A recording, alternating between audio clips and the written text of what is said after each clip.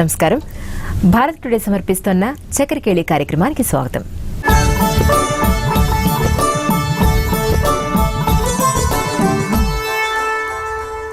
మరి రోజు మనతో పాటు ప్రముఖ ఆధ్యాత్మికవేత్త ఆకెళ్ల విభీషణ శర్మ గారు ఉన్నారు, మన సందేహాలన్నింటినీ నివృత్తి చేయడానికి.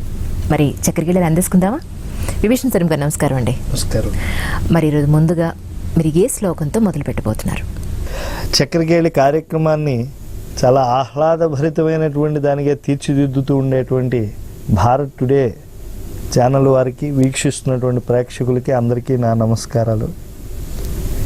చంద్రోదయం అయింది అని అంటే సముద్రాలు ఉప్పొంగుతాయి, అలాగే మల్లెలు స్రవిస్తాయి, చంద్రకాంత శిలులు అన్నీ కూడా అలా ద్రవీభూతం అవుతాయి.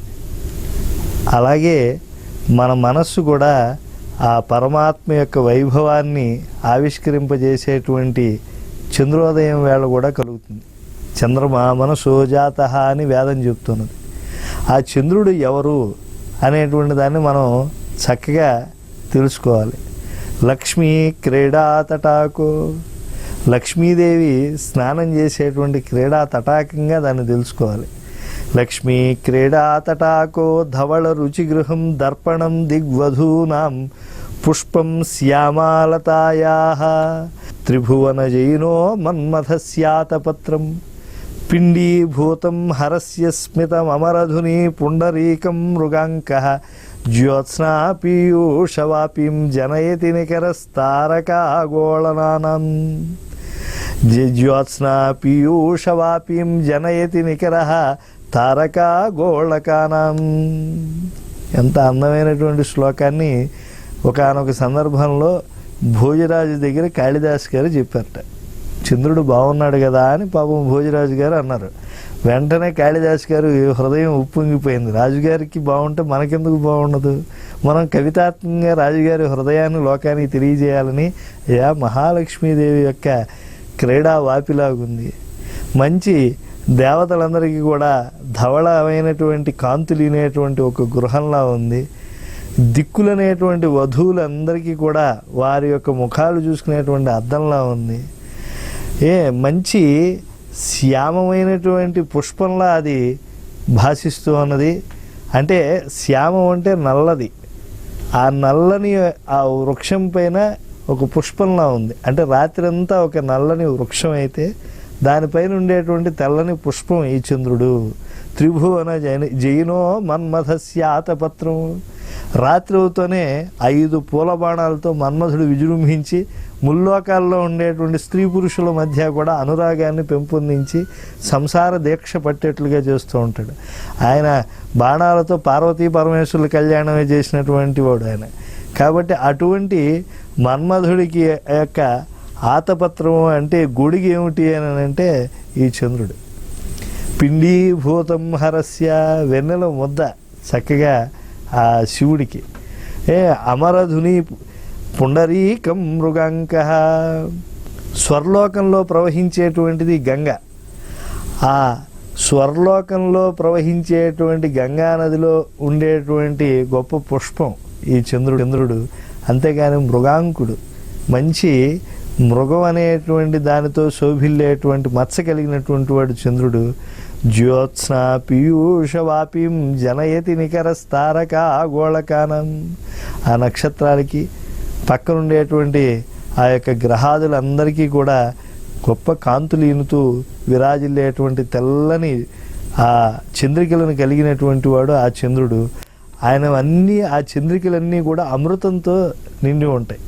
మనకి సంప్రదాయ వాంగ్మయం చెప్తున్నది, ప్రతి పౌర్ణమికి కూడా ఆ దేవదేవుడు వెళ్ళి ఆ చంద్రునిలో కూర్చుని అమృత భోజనం చేస్తాడు అని చెప్పి సంప్రదాయం చెప్తుంది. కనుక అలా అమృత భోజన స్వరూపుడు ఆ చంద్రుడు. అటువంటి చంద్రుడిని కాళిదాసు మహాకవి భోజరాజు ముందు ఎంత అద్భుతంగా వర్ణించాడో మనం ఈ చక్రకేళి కార్యక్రమానికి ముందుగా మనం తలుచుకుంటే మనస్సంతా కూడా చక్కగా ఉప్పొంగిపోతుంది. లక్ష్మీ క్రీడా తటాకో ధవళ రుచిగృహం దర్పణం దిగ్వధూనాం పుష్పం శ్యామాలతాయాః త్రిభువన జయనో మన్మథస్యాతపత్రం పిండీభూతం హరస్య స్మితమరధుని పుండరీకం మృగాంక జ్యోత్స్నా పీయూషవాపీం జనయతి నికరా తారకా గోళకానాం. శర్మ గారు, మరి మన చక్రకేళి కార్యక్రమంలో నా మొదటి సందేహం ఏంటి అంటే, దొందు దొందే దొందప్ప అని అంటూ ఉంటారు. మరి అది అసలు ఈ దొందు దొందే అంటే ఏమిటి? మరి ఇది ఎలాంటి సందర్భంలో వాడే అవకాశం ఉందంటారు? వాడి తప్ప వీడి తప్ప అని అన్నారనుకోండి, దొందు దొందే అండి అంటూ ఉంటారు. అంటే ఇది శబ్ద ప్రయోగం, దీనివల్ల ఏమీ అర్థం లేదు. చూడండి, దొందు దొందే అంటే దొందు అంటే ఏదో రెండు అనేట్టుగా అనిపిస్తుంది తప్పించి, ఎందుకంటే ద్వంద్వ సమాసం ఇలాంటివి వింటాం కాబట్టి. ఈ ద్వందప్ప ఏమిటి, ఎవడన్నా అలాంటి పేరు పెట్టుకుంటాడా? ఇది చాలా ప్రసిద్ధమైనటువంటి ప్రయోగంగా ఒకప్పుడు ఉండేది.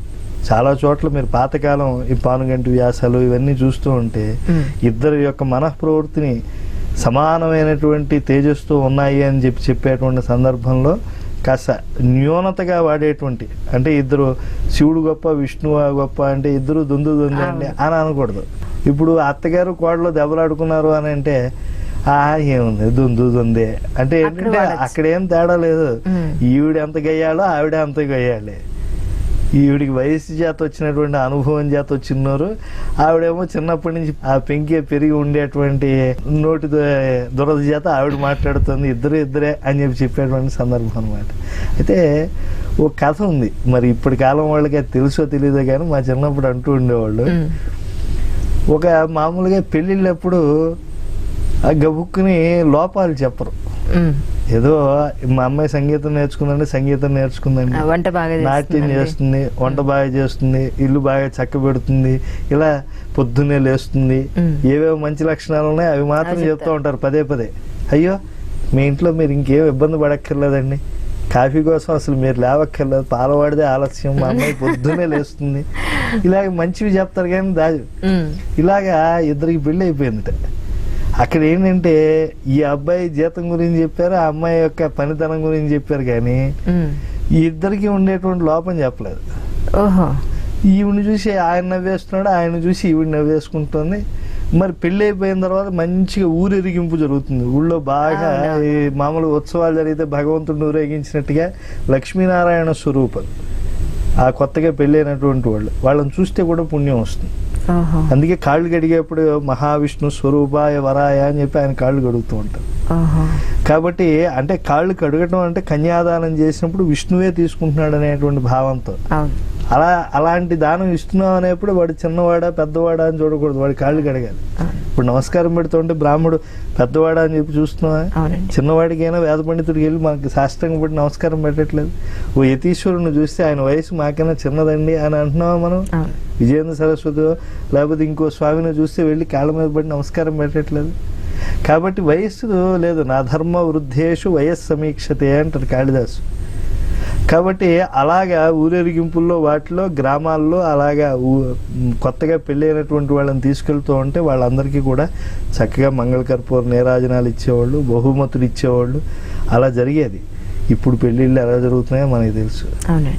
పావు గంటలో పెళ్ళి అయిపోతుంది, కనీసం ఆ సమయంలో కూడా వాడు పంచి కట్టుకోడు, ప్యాంట్ వేసుకుంటాడు, ఆ జీన్స్ ప్యాంట్తో వాడు కూర్చోలేకపోతూ ఉంటాడు. పైగా పొరపాటును కూడా ఆవిడ కేసు చూడడం, ఆ పెళ్లి వాళ్ళ కేసు ఫోటోల కేసు చూసుకుంటూ సుముహూర్తం అంటే చూసుకోండిరా అంటే వీళ్ళు చూసుకోరు, పక్క వాళ్ళు మేకప్ వాళ్ళు చూసి వాళ్ళు అంటే చాలు అనమాట. ఇలా జరుగుతున్నాయి. మనం వాటి గురించి ఎంత తక్కువ మాట్లాడుకుంటే అంత మంచిది. అప్పట్లో ఇలా జరుగుతూ ఉంటే మంచి ఊరేగింపు జరుగుతూ ఉంటే, మరి చాలా పెద్ద గ్రామం అనుకోండి, ఎక్కువసేపు ఊరేగింపు జరుగుతుంది అనుకోండి, ఎప్పుడో అప్పుడు మాట్లాడుకుంటారు కదా. అందులో ఇప్పటిలాగా ఓ 50 ఏళ్ళు వచ్చిన వాళ్ళు పెళ్లి చేసుకోవడం, 45 ఏళ్ళు వచ్చిన తర్వాత పెళ్లి చేసుకోవడాలు ఎలా లేవు, చిన్నప్పుడు జరిగేవి. కాస్త పసిపిల్లలకి ఎలా ఉంటుంది, ఓ కాయ కనిపిస్తే పండు కనిపిస్తే లోపల పెట్టుకోలేరు. అడిగి వెంటనే ఈ అమ్మాయి ఊరుకోలేక మామూలు ఆడవాళ్ళు పూలు పెట్టుకోవటం అలవాటు కదా, పూచింది అందుట, అంటే పూచింది అనలేకపోయింది, పూచిందండి. వీడు వెంటనే ఆపుకోలేపాడు, గాయా గాచింది అన్నట్టు. అయితే పువ్వు పూచింది అనేప్పటికీ వాడు కాయ కాసింది అని. ఇవిడికి పూల మీద శ్రద్ధ అయితే వాడు కాయలు తినేటువంటి వాడు, వాడికి కాస్త ఉత్సాహంగా వెళ్ళి మామిడి చెట్టు ఎక్కువ లేకపోతే జావ చెట్టు ఎక్కువ కాయ తినేవాడు. వాడు ఇద్దరికి నచ్చిండే విషయం తెలిసిపోయింది. ఆపి మాట్లాడటం ఊచిందనేప్పటికి గాయ గాచిందని వాడనేప్పటికి మోసేవాడికి కూడా నత్తేట. అమ్మయ్య నాకు తోడు దొరికాడు దొందే దొందప్ప అన్నట్టు వెనకాల పడుతాడు. అలాగా సరదాగా అంటే ఇలా జరిగినటువంటి వృత్తాంతాన్ని ఒకటి కల్పన చేశారో నిజంగా జరిగి ఉండొచ్చో గ్రామాల్లో ఎక్కడన్నా దాన్ని చెబుతూ ప్రాచీన కాలంలో సాహిత్యంలో అంటే ఆ సందర్భాన్ని రసపరిపుష్టం చేసేటప్పుడు ఇలాంటి మాట కనుక ఒకటి వాడితే ఆ యొక్క బిగింపు వచ్చేస్తుంది రచనలో. ఈ జాతీయాలు చిన్నవిగా ఉంటే జాతీయాలు, పెద్దవిగా ఉంటే సామెతలు అనేటువంటి అర్థంలో వాడుతూ ఉంటారు మామూలుగా. అంటే వీటికి వాటికి మళ్ళీ సూక్ష్మ భేదం ఉన్నప్పటికీ ప్రాయికంగా చెప్పుకునేటువంటి ఒక భేదం. కాబట్టి ఇలాంటి వాటి వల్ల ఏమవుతుందంటే భాష పరిపుష్టం అవుతుంది. ఈ జాతీయాలు, నుడికారాలు, సామెతలు, ఈ యొక్క లోకోక్తులు వీటినన్నింటినీ చేర్చడం వల్ల భాష అనేక ఉపనదుల చేత మహానది ఏర్పడినట్టుగా భాష సుసంపన్నమై సుగ్రాహ్యమై చాలా బలవత్తరంగా ఎదుటివాడి మనసుకి ఆ రసం అనేటువంటిది అది పరివర్తన చెందుతుంది. అంటే వీడి నుంచి వాడికి ఆ భావ పరివర్తనం బాగా జరిగితే వాడు ఎక్కువ భావావేశంతో ఉంటే ఆ సాహిత్యం పట్ల ఆ దృష్టి ఎక్కువ ఏర్పడుతుంది. దానివల్ల జాతి బాగా బెనిఫిట్. మరి మరో సందేహంలోకి వెళ్ళిపోదామండి. మన సనాతన ధర్మంలో వివాహానికి చాలా ప్రాముఖ్యత ఉంది. ఎవరైనా వివాహానికి పిలవగానే మొత్తం ఇంటిల్లిపాది చక్కగా తయారై మరి పిల్లాజిళ్ళందరినీ పట్టుకుని వెళ్ళిపోతూ ఉంటారు. అలాంటి సందర్భంలో పెళ్లికి వెడుతూ పిల్లిని చంకన పెట్టుకుని వెడుతున్నాడు అని అంటూ ఉంటారు. అసలు పెళ్లికి వెడితే నిజంగా ఎవరు పట్టుకెళ్తారు అసలు పిల్లిని చంకన? మరి ఇది ఎటువంటి సందర్భంలో వాడతారంటారు? మీరు పెళ్లికి వెళ్తూ పిల్లిని చంకన పెట్టుకెళ్ళాడు అని చెప్పడానికి మంచి పూర్వరంగం చెప్పారు. సనాతన ధర్మంలో వివాహానికి చాలా ప్రాశస్త్యం ఉంది అని చెప్పి ఈ సనాతన ధర్మం అనడంలోనే మంచి అందం ఉందండి. ఎందుకంటే భగవంతుడు ఏమంటాడు? సనాతన తనహ అంటాడు భగవద్గీతలో. అంటే సనాతనం అంటే ప్రాచీనం, దానికన్నా ప్రాచీనుడు అని, అంటే సృష్టి ఆది నుంచి అంతకు ముందు నుంచి అని చెప్పేటువంటి గొప్ప భావన అన్నమాట. అయితే అప్పటి నుంచి ఉంది, ఇప్పుడు ఏమన్నా బడలికి చెందిందేమో అనే భావం మనకు వస్తుంది కదా. అలా అనుకుంటే సర్వేపల్లి రాధాకృష్ణ గారు ఉన్నారు కదా, దాన్ని పురాతన ధర్మ అనేవాడు ఆయన. పురాణం అంటే ఏంటి? పురాపి నవం. అది పాతదైనప్పటికీ ఇప్పటికీ అది ఉపయుక్తమైనటువంటిది. మన కళ్యాణ ధర్మం కూడా అలాంటిదే. మన ఆచార వ్యవహారాలు అటువంటివే. ఆ రోజు ఆచరించాం కాబట్టి ఈరోజు మానేయాలని కాదు, ఆ రోజు ఆచరించిన ఈ రోజు ఆచరిస్తే కూడా మనకు అభ్యుదయం వస్తుంది. అది చెప్పేటువంటిది. అయితే పెళ్ళికి వెళ్తూ పిల్లిని పట్టుకెళ్ళటం అని అంటే ఏమిటి అంటే అవతల వాడు ఎప్పుడు అమంగళకరంగా భావన చేస్తాడు. ఓ పిల్లి ఎదురొచ్చింది అనుకోండి, అది అమంగళం అని అనుకుంటారు. అంటే భారతీయులకి కొన్ని విశ్వాసాలు ఉన్నాయి. అంటే ఆ యొక్క గ్రహానుకూలత కొన్ని సందర్భాల్లో కొన్ని జీవాల వల్ల ఏర్పడుతుంది. అదే ఓ గో వచ్చింది అనుకోండి, మంచిది అనుకుంటాడు. ఓ పాలు తీసుకుని వస్తున్నారు అనుకోండి, పాడి కదా, చాలా ఆనందం కలుగుతుంది ఎదుటి వాళ్ళకి. అలాగే వెడుతూ ఉంటే ఏదన్నా ఓ నక్కను దొక్కాడు అనుకోండి, వాడు నక్క తోక దొక్కొచ్చినట్టు వాడికి అదృష్టం పట్టుకుంది అంటూ ఉంటాడు. ఇలాగా.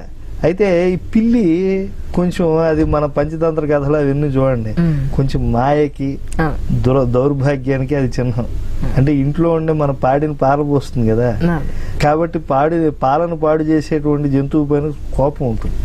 పైగా దాన్ని నివారించలేరు. ఇప్పుడు మీరు ఓ పందినో కుక్కనో బయట నివారించవచ్చు, పిల్లిని నివారించలేదు. అది గోడ ఎక్కేస్తుంది, చిన్న తలుపు సందుల్లో దూరిపోతుంది. అందుకే ఎవరన్నా రహస్యంగా వస్తే పిల్లిలే వచ్చాడు రా అంటారు. గుట్టు చప్పుడు కాకుండా వచ్చేస్తుంది. ఎప్పుడు ఆ పాలు పారబోసినప్పుడు తెలుస్తుంది, కానీ ఆ పారబోసిన తర్వాత అది కనిపించదు. ఈ నల్ల పిల్లలు ఉంటే చీకట్లో మరీ గెలిచిపోతాయి. పాతకాలం పెంకుటిళ్లలో అవి ఆ యొక్క నూనె దీపాలు, కిరసనాయిల దీప కాంతుల్లో అసలు కనిపించదు. అయితే దాని కళ్ళు తెరుస్తూ ఉంటాయి, మెరుస్తూ ఉంటాం. ఆ కళ్ళు మరుగుపరుచుకుంది అనుకోండి, అది ఎక్కువసేపు కళ్ళు తెరుచుండదు. కొంచెం పిల్లి కళ్ళులో ఉంటాయి రా, మూసేస్తూ ఉంటాడు అంటూ ఉంటారు. అలాగా ఈ మరి ఇలా అమంగళకరంగా మనకి ప్రాచీన కథల ద్వారా తెలిసేటువంటిది అది ఎదురైతే మనకి అశుభం అని చెప్పి వెనక్కి వెళ్ళటం ఎందుకండి? పిల్లి ఎదురు వస్తే మామూలుగా ఎందుకు వెనక్కి వెళ్తారు? అది ఎదురు వచ్చిందంటే మనం బయటికి వెళ్తున్నాం అంటే అది లోపలికి వస్తున్నామంటే లోపల పాలు అది సరిగ్గా పెట్టుకున్నాం లేదో ఒకసారి చూసుకోవటం. కానీ వైజ్ఞానికంగా అలా ఉన్నప్పటికీ మనకి ఎలా మారిపోయింది అది? ఓ జాగ్రత్తగా ఉండాలి అని చెప్పి చెప్పడానికి, లేదో అమంగళకరాన్ని ఏదో చెప్పడానికి అది ప్రతీక అని చెప్పి మన వాళ్ళు చక్కగా అలా ఎదురుకుండా పిల్లి వస్తూ ఉంటే వెనక్కి వెళ్ళి కాళ్ళు కడుక్కుని బయటికి వెళ్ళటం అనేటువంటి జరుగుతుంది. అయితే పెళ్ళికి వెళ్తూ పిల్లిని సంకబెట్టు వెళ్ళాడు అనేటువంటి సందర్భాన్ని ఎప్పుడు చెప్తారు అని అంటే వాడు వెడుతూ అనాచారంగా వెళ్ళాడు అనేటువంటి సందర్భంలో చెప్పేటువంటి. అంటే ఓ ఆచారం చెప్పారు, ఆచారం పాటించకుండా వెళ్తే ఆ యొక్క ఫలం రాదు. ఎప్పుడైనా కూడా మనం ఒక సంపద విజయవంతంగా పొందాలి అని అంటే కొంత ఆచారంగా ఉండాలి. ఆచార ప్రభువో ధర్మ, ధర్మస్య ప్రభువు అచ్యుత. మనకి భగవంతుడు ఇవ్వాలి ఏదైనా కూడా. భగవంతుడి ద్వారా మనం పొందాలి అంటే మనలో సదాచారం ఉండాలి. మనకి ఇందుమతి స్వయంవరం ఒక ఘట్టాన్ని మీరు ఒకసారి గుర్తు తెచ్చుకోండి. అజమహారాజుకి ఇందుమతికి ఉండేటువంటి ఆ అనుబంధం అంతా ఇంత కాదు. కాళిదాసు యొక్క రఘువంశంలో కానీ, ప్రాచీన కావ్యాల్లో కానీ, లేదా మనకి పురాణ వాంగ్మయంలో కానీ ఇందుమతి ఆజుల యొక్క అనుబంధాన్ని చాలా గొప్పగా చెప్పడం ఉంది. ఇందుమతీదేవి యొక్క వివాహానికి అంటే ఆవిడ స్వయంవరానికి వెళ్ళేటప్పుడు ఆవిడని వివాహం ఆడే సందర్భంలో యజమహారాజు గొప్ప దేవీ పూజలను చేసి అమ్మవారిని పూజించి వెళ్ళాడు. ఈ చండీ పారాయణ, ఈ చండీ సప్తశతి ఇవన్నీ చేశారనుకోండి, దేవీ భాగవతం పారాయణ, తెలియనటువంటి జీవుడికి ఒక సంస్కారం వస్తుంది. తర్వాత వాళ్ళు ఏ కార్యంలో వెళ్ళినా కూడా వాళ్ళు విజయంతోనే తిరిగి వస్తారు. లాభంగా వెళ్తారు, క్షేమంగా తిరిగి వస్తారు. అంటే లాభంగా వెళ్ళాలి, క్షేమంగా వెళ్ళాలి, లాభంగా రావడంలో ఉద్దేశం ఏమిటంటే మనం ఏదో ఫలం కోసం కదా వెళ్తాం. కాబట్టి వెళ్ళేప్పుడు మనకి ఎటువంటి బాధ లేకుండా క్షేమంగా వెళ్ళాలి, వచ్చేటప్పుడు లాభంగా రావాలి. అంటే ఆ ఏ లక్ష్యం కోసం మనం వెళ్ళామో ఆ లక్ష్యాన్ని మనం సుసాధ్యం చేసుకుని సుసంపన్నం చేసుకుని అక్కడి నుంచి ఫలవంతంగా మనం రావాలి వెనక్కి. అలాగే ఈయన ఏం చేశాడు? అమ్మవారి యొక్క ఆరాధన చేశాడు. శక్తి ఆవిడ, శివుడికి కూడా ఆవిడే శక్తి. అందుకే కొంచెం ఆహో పురుషిక అంటారు శంకర భగవత్పాదులు వారు. సౌందర్య లహరి, శివానంద లహరి, వీటిల్లో మనకి ఆ శివానంద లహరిలో కూడా శివ భగవాను యొక్క తాదాత్మ్యత కన్నా అమ్మవారి తాదాత్మ్యత మనకు కలుగు. ఇంకా సౌందర్య లహరి అంటే అది అమ్మవారి యొక్క వైభవానికి మణిదర్పణం పట్టినట్టే. కాబట్టి శక్తి లేకపోతే శివుడు అంతటి వాడికి కూడా ఆ చైతన్యం కలగట్లేదు. కాబట్టి శక్తి లేకపోతే అసలు ఏ పని ఎవడో చేయలేడు. కాబట్టి సంకల్పానికి కూడా సంకల్ప శక్తి అంటారు. కాబట్టి అమ్మవారి యొక్క అనుగ్రహాన్ని పూర్తిగా పొందినటువంటి వాడు. వీళ్ళందరూ అనాచారపరులై ఇందుమతి స్వయంవరానికి వెళ్ళారు. మహద ఆచార్యపరుడే, అనుష్ఠానపరుడే, గురువుల్ని సేవించి అమ్మవారిని సేవించి అందరి ఆశీస్సులతో వెళ్ళినటువంటి వాడు అజమహారాజు. ఎప్పుడైతే ఆ నాయకు అలా ఒక్కొక్కరిని వదిలేసి ముందుగా వరమాలు తీసుకుని వస్తుందో, ఒక సంచారమైనటువంటి దీపం అలా వెడుతూ ఉంటే ఎవరి దగ్గరికి వెళ్తూ ఉంటే ఆ వస్తువు భాషలతో ఉంటుందో అలాగే ఆవిడ వరమాలు తీసుకుని ఏ రాజును వదిలిపెట్టేస్తూ ఉంటే అక్కడ దరిద్రం వస్తుంది, చీకటి. ఎందుకని ఆవిడ మహాలక్ష్మిలో వచ్చి అజమహారాజులో వేసింది అని అంటే వెనకాల అమ్మవారి శక్తి ఉండటం, అజమహారాజులో ఆ సంలక్షణాలు ఉండటం, ఆ అనుష్ఠాన బలం ఉండటం. వాళ్ళందరిలో అనాచార పారాయణత్వం. వాళ్ళు పెళ్ళికి వచ్చేప్పుడు ఎలా వచ్చారు? పిల్లి ఎదురైతే ఎలా వస్తూ ఉంటాడో అనాచారపరుడు, అలాగా వాళ్ళందరూ కూడా అశుచి అయినటువంటి దేహాలతో వచ్చినటువంటి వాళ్ళు, అనుష్ఠానం వదిలేసి వచ్చినటువంటి వాళ్ళు. అదే మన అజమహారాజు గొప్ప ఆచారపరుడే వెళ్ళాడు. కనుక వాళ్ళు బతుకున్నంతకాలం కూడా మహాద్భుతంగా కలిసి ఉన్నారు. పోయిన తర్వాత కూడా ఇందుమతి దేవుని వదిలిపెట్టలేకపోయాడు అజమహారాజు. అది మనం గ్రహించవలసింది. వాళ్ళిద్దరి మధ్య అద్వైతం సుఖదుఃఖయోరనుమతం సర్వాపి అవస్థాసుచ అంటాడే భవభూతి. అలాగే అన్ని అవస్థల్లో కూడా ఎదుటి వాళ్ళ కష్టం తన కష్టంగా అనుకోవాలి, ఎదుటి వాళ్ళ సుఖం తన సుఖంగా అనుకోవాలి. అలాగే ఆ ఇందుమతి దేవి చనిపోతే అజమహారాజు విలపిస్తాడు. కలహంసీషు మదాల సంగతం వృషతీషు విలోలముక్షితం పవనాధూతలతాసు విభ్రమ.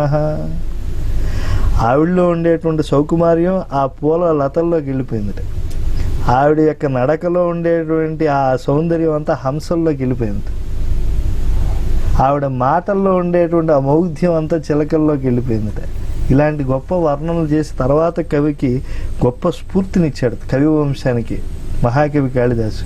ఆ ఇందుమతీదేవి అజమహారాజు యొక్క ప్రణయం, ఆ పరిణయం, ఆ తర్వాత వాళ్ళ యొక్క మధ్య ఉండేటువంటి ఆ దాంపత్య వైభవం అవి లోకోత్తరమైనటువంటి. ఆవిడ పోయినా, సుమంగళిగా వెళ్ళిపోయినా అజమహారాజు మనస్సు కూడా ఆవిడతో పాటు వెళ్ళిపోయిందని చెప్పాడు. దాన్నే పూర్ణమ్మ కథలో కూడా, పుత్తడి బొమ్మ పూర్ణమ్మ కథలో అదే ఉద్విగ్నత తీసుకొచ్చాడు. హంసలు చేరను నడకల బెడుగులు, దుర్గను చేరను పూర్ణమ్మ అని చెప్పి. ఓహో, ఓకే. కాబట్టి ఇది సరే, ఇదంతా సాహిత్యపు మాధుర్యం, ఇదంతా లక్ష్మీ కళ ఆవిడ పలికిస్తుంది వెనకాల నుంచి. కాబట్టి మనకు ఆ దివ్యమైనటువంటి సామెతలు తలుచుకున్నప్పుడు మనం వాటితో పాటు గొప్ప భావనా ప్రపంచంలోకి వెళ్ళాలి. పెళ్లికి వెళ్తూ పిల్లిని సంకబెట్టుకు వెళ్ళాడు అని అంటే, ఏదైనా పెళ్లి అంటే ఓ శుభకార్యానికి వెళ్ళేప్పుడు మనం అశుభమైనటువంటి శకునాలతో, అశుభమైనటువంటి మార్గంలో వెళ్ళకూడదు, మంచి ఆచారంతో ఉండాలి అని చెప్పడం అనమాట. అది మన పెళ్లికి వెళ్ళినా అదే, ఎదుటివాడి పెళ్లికి వెళ్ళినా అదే. కాబట్టి మంచి పనులకు వెళ్ళేటప్పుడు తద్విపరీతంగా వాడు ప్రయత్నిస్తున్నాడు, ప్రవర్తిస్తున్నాడు అనేటువంటి సందర్భంలో చెప్పేటువంటిది అనమాట. శర్మ గారు, మరి మీ విలువైన సమయాన్ని మాకు కేటాయించి ఎన్నో రకాలైనటువంటి మా అనుమానాల్ని చాలా చక్కగా నివృత్తి చేశారండి. మీకు ధన్యవాదాలండి. నమస్కారం. చూశారు కదండి, విభీషణ శర్మ గారు మనకి ఎన్ని చక్రకిళీలు అందించారో. మరి రేపటి చక్రకిళీ వరకు ఆగాల్సిందే. అంతవరకు సెలవు, నమస్తే.